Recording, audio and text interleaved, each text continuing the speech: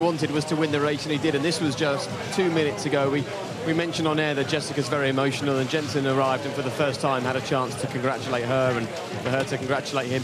A beautiful moment, and with all the photographers and everything that's going on as Jenson sits down or prepares to come out and sits down behind us, this is almost reminiscent of Brazil 2009, David. It's quite something, isn't it? Yeah, it's fantastic. I was a tear in my eye watching him hugging Jessica there. It was a beautiful moment. You know, she's wearing the #1 hat, and there'll only be 19 of those handed out this year from Pirelli. You can't buy those in a shop, so he's obviously tossed that down to her from the podium. And a beautiful moment, lots of emotion, and thoroughly deserved as Jenson walks out there and takes his place at the front of the team, all wearing their rocket red T-shirts, of course. They come out when the race victories happen, and he'll be a happy boy when he spends the next few days in Tokyo before heading to Korea. I bet. Well, let's just enjoy these moments for a few minutes, because this is the sort of thing that we can enjoy by having the F1 Forum.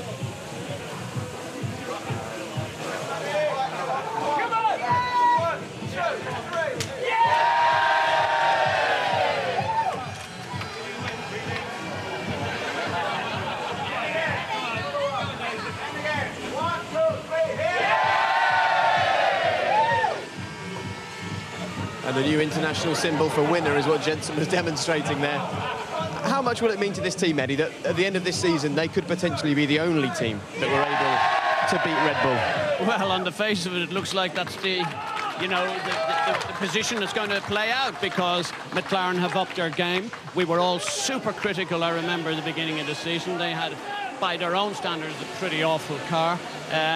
They gradually put it together. They won then the race in China, and what's happened? They have continued on, and I've seen a resurgence. I've seen a new Jenson Button as a result of Canada. He's been remarkable, and now I look at him, he's just like a reborn young baby star. I mean, he's looking at the people here all waiting to see the jubilation, the support, and he's just totally triumphant. And suddenly waiting around for a couple of hours after the end of the Grand Prix is well worth it. We've spoken about what this means for Jenson. He spends a lot of his time living here in Japan. He has a Japanese girlfriend. He drove for a long time for Honda. He has a real affinity, a real affection for a country that's had a very difficult 2011, and this will mean the world to him, and hopefully he'll come over and join us and he can explain to us just how this compares to maybe his first win at McLaren or the world title that he picked up in 2009. So many people to thank, such a close-knit team, and in a very short space of time, Martin, this man has built a team around him.